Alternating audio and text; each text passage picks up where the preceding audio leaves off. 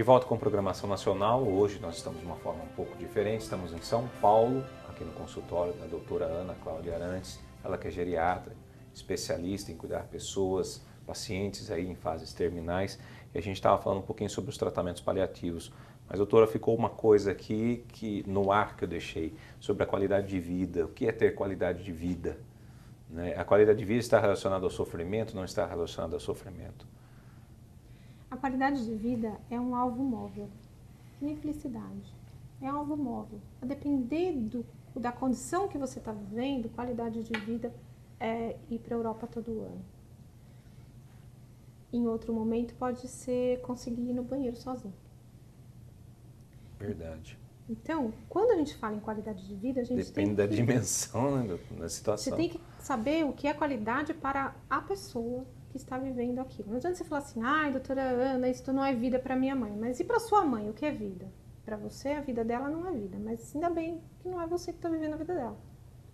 É ela que está vivendo a vida dela. Então, eu tenho que saber dela qual é o objetivo, o horizonte, qual é o norte que guia essa pessoa na vida. O que ela quer. Então, tem dia que o melhor que a gente pode esperar é que a dor esteja sob controle.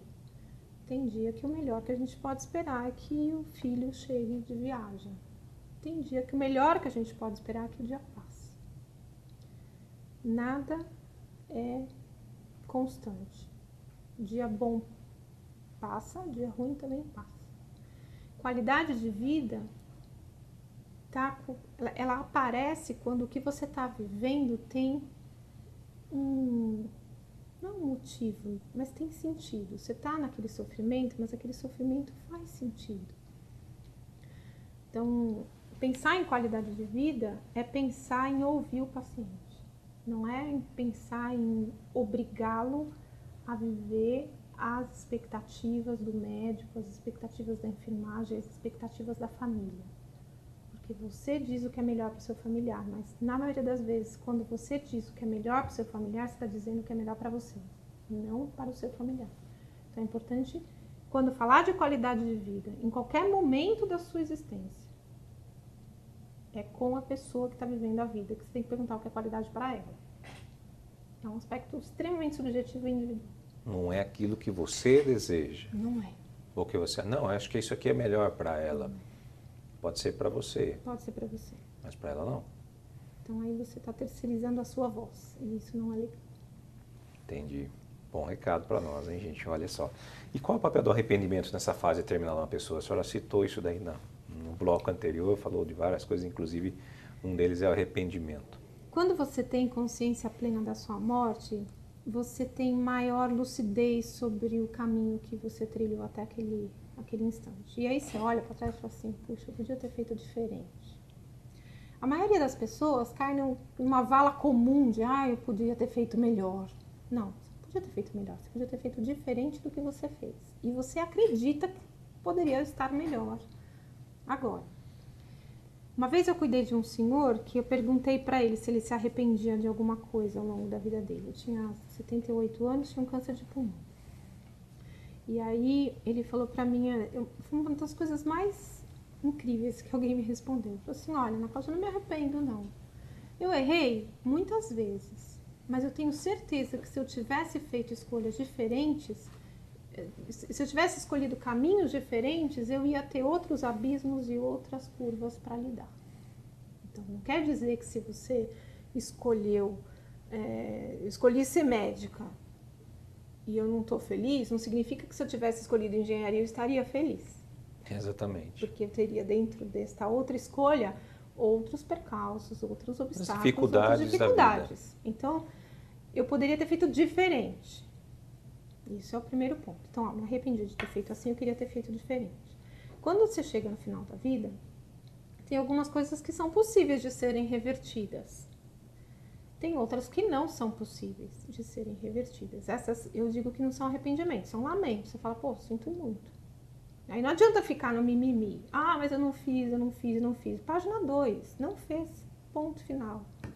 O que você vai fazer agora? Tem uma enfermeira australiana que escreveu um livro que chama Antes de Partir. acho que é a Bronnie Ware, e ela falou sobre os 5 arrependimentos das pessoas antes de morrer. Foi até pauta, teve um vídeo, entrevista, escrevi para um blog, várias vezes sobre este assunto. Então, ela fala dos 5 arrependimentos mais frequentes das pessoas quando estão perto da morte, quando elas tomam consciência disso. Primeiro, arrependimento. Eu devia ter feito escolhas mais fiéis a mim do que aos outros. Então, quantas vezes você não faz sacrifícios por pessoas que não pediram para vocês fazer sacrifício e depois chega no final da vida você fala, eu me sacrifiquei por você, mas tipo, você fez porque você quis fazer. Você fez porque você achou que ia ser feliz fazendo aquilo. Então, se você fez o bem porque ia pegar bem, as pessoas iam olhar e falar, nossa, que filho incrível que se sacrifica pelo pai. Nossa, que pai incrível que se sacrifica pelos filhos. Se você fez porque ia se dar bem, fala, não, vou fazer isso porque depois quando eu ficar velho eles vão cuidar de mim. Ou para mostrar para o outro que eu estou fazendo bem. É o que eu falei, faz porque pega bem, né? Ou você vai se dar bem, você fez errado. Tomou decisão pelo motivo errado. Então, quem faz o bem por terceiras intenções, está fazendo mal. Está fazendo mal nem que seja a si mesmo. Ah, mas eu faço bem para os outros. Então, se eu faço bem para os outros e eu não me cuido, não conta para ninguém. Isso é um vexame. Ai, não, puxa, eu não consigo ir no médico, eu não vou nem no banheiro. Ai, eu não consigo me cuidar porque eu tenho que cuidar da minha mãe, porque eu tenho que cuidar do meu pai, porque eu tenho que cuidar do meu filho. Não conta para ninguém. Isso é um vexame existencial. Isso é uma vergonha para a pessoa que você está cuidando, você se sacrificar por ela. Isso é um peso na vida daquela pessoa que está recebendo cuidado que ninguém merece. Então você precisa encontrar um espaço para se cuidar, porque aí se você se cuida, você oferece o seu melhor, não o que sobrou de você. Segundo arrependimento, eu gostaria de ter trabalhado menos, mas isso é um dilema do planeta, né? Todo mundo fala isso. É só da hora de morrer. De trabalho Você demais. passa a semana, eu preciso trabalhar mesmo, mas começa a semana e você continua trabalhando. Vai lá mesmo. Não, começa o ano, né? Começou o ano. Esse ano eu vou dedicar mais. A história do carnaval, né? O carnaval começa, o ano só começa depois do carnaval, março. Agora começou em fevereiro, tá todo mundo reclamando que começou cedo demais. Então, se você tem um trabalho que através dele você transforma o seu mundo, você se transforma, você se modifica, você cresce, tudo bem você trabalhou bastante. Tudo bem, você está feliz fazendo isso. Aquilo dá prazer, né? Agora, se você trabalha num lugar onde você, como eu falei, você está torcendo para se aposentar, desculpa, você está jogando seu tempo fora e não tem volta. E ninguém te garante que depois que você se aposentar vai ser super maravilhoso. A maioria das vezes não é. Né? Você tem sonho, não, vou viajar ao mundo, tá? Aí você parece com um câncer, e aí, você vai viajar ao mundo? Não, não vai. Terceiro arrependimento.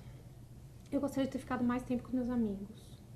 Os amigos, em geral, são pessoas que conseguem fazer com que o que há de melhor na gente apareça. A família, às vezes, oferece a chance contrária, que o pior da gente apareça. A família é um espaço de crescimento, muitas vezes crescimento pela dor. Os amigos, muitas vezes, é o espaço de alívio desse sofrimento, é o espaço de acolhimento, é o espaço do prazer, é o espaço da alegria, da realização. Então, quando você fala, gostaria de ter ficado mais com seus amigos, você está dizendo que eu queria ser mais feliz, né? Eu queria menos peso, eu queria ter mais leveza. Aí o quarto arrependimento, eu gostaria de ter demonstrado mais meus sentimentos. Então, quando você vai dizer que ama, mas o que vai pensar de mim? Que eu sou fraco porque eu falei que amo, né? Não vai abusar de mim porque eu falei que eu amo. Então, vai ser folgado. Ou, ao contrário, alguém te ofendeu e você falou, não vou falar nada, vou aguentar. Demonstrar os sentimentos diz respeito a expressar aquilo que te mobiliza. A gente não é movido pelos pensamentos, a gente é movido pela emoção. Tem um livro que foi lançado sobre um prêmio Nobel, que chama Rápido e Devagar, que é um psicólogo que ganhou o prêmio Nobel de Economia. Ele diz mais ou menos assim, tudo o que você faz é baseado numa ação emotiva. Todas as suas decisões e ações são movidas pela emoção. a razão existe para justificar o que você fez. Boa. Entendeu? A razão, ela está a serviço Sim. da emoção. Então, ela explica muito bem. Não, eu fiz isso por causa disso. Mas o que fez você fazer não foi racional. Foi uma emoção. Então, demonstrar afeto é um dos grandes desafios do ser humano adulto. Porque a criança demonstra. Só que a educação, né, que a gente chama de educação mesmo, social, familiar, na escola, cerceia a manifestação da sua emoção. Você tem que esconder, porque não pega bem se falar o que você está sentindo. Aí quando chega no final, fica tranquilo que você vai demonstrar. Você vê que não vale a pena esconder. E o quinto arrependimento é: eu gostaria de ter me feito mais feliz, que é o resumo de todos os outros. Né? Porque você sabe que você tem um tempo aqui, esse tempo termina, e você fez os outros felizes, você escondeu o que você sentia, você trabalhou demais uma coisa que você não gostava, você ficou pouco com seus amigos, e você fala: puxa, eu devia ter sido mais feliz. Que pena, não foi. Agora você tem 2 semanas. Como se faz? É difícil. Mas não é impossível. Não. Doutora, nesse processo de uma doença terminal, qual é o maior medo das pessoas? Sofrer. Sofrer. A morte não é o maior medo das pessoas. A morte é o maior medo das pessoas até que elas encontram o sofrimento. Quando elas encontram o sofrimento, elas acreditam que a morte é um alívio. É uma saída. É uma forma. E é importante a gente falar a verdade para um paciente em fase terminal, com uma doença aí muito grave? Fundamental. Por quê, doutora? Porque você tem o direito de manter a sua autonomia sobre o seu tempo, suas escolhas e o que é importante para você viver até o seu último dia. E se você não sabe que está chegando o seu último dia, você pode perder a chance de ser feliz, nem que seja nas 2 últimas semanas de vida. Porque não deixaram contar para você que você estava com pouco tempo de vida. Isso é uma sacanagem da pior espécie. Na minha opinião, a coisa mais... 2 coisas absolutamente cruéis que você faz com uma pessoa que está com uma doença grave e incurável. Uma é mentir para ela. Dizer que ela vai ficar curada. Você pode dizer que ela pode se sentir bem com a doença, porque é possível. Você está doente, ter uma doença e não se sentir doente. É possível. Agora, você falar que vai ficar curada é mentira. E a outra coisa tem a fé. Isso é muito cruel. Porque as pessoas, elas envelhecem, adoecem e morrem. E a culpa de envelhecer, adoecer e morrer não é a fé. A responsabilidade disso é a vida. A vida é uma doença incurável, progressiva, limitante, que leva à morte. E isso é parte da natureza humana. Nascemos, vivemos e morremos. Morremos. Isso é natureza. Isso não é culpa. Então você não acredita que você vai ficar curado, então você vai morrer. É mentira. Você precisa ajudar essa pessoa a encontrar dentro de si e nos recursos que ela pode usufruir ao entorno dela, dos recursos familiares, sociais, da comunidade, condições para ela dar conta de passar por aquilo. E se o caminho final for a cura, que bênção, mas também é uma cura temporária, porque dali a pouco ela pode ficar doente, ela vai morrer. De alguma coisa ela vai morrer, não vai viver para sempre. Mas o caminho final também pode ser a morte. E isso é muito cruel, especialmente quando você fala isso para um pai ou para uma mãe. Isso é uma coisa das mais tristes que você pode encontrar no dia a dia de um trabalho como esse. É um pai que está perdendo o filho e chega uma criatura das trevas do lado dele e fala: tenha fé que seu filho será curado. Se você tem esse ímpeto, morde a língua. Porque se essa criança tiver uma doença inviável e essa criança morrer, esse pai leva a culpa de que ele não teve fé para salvar o filho. Isso é um mal irreparável. Isso é um crime, na minha opinião é um crime.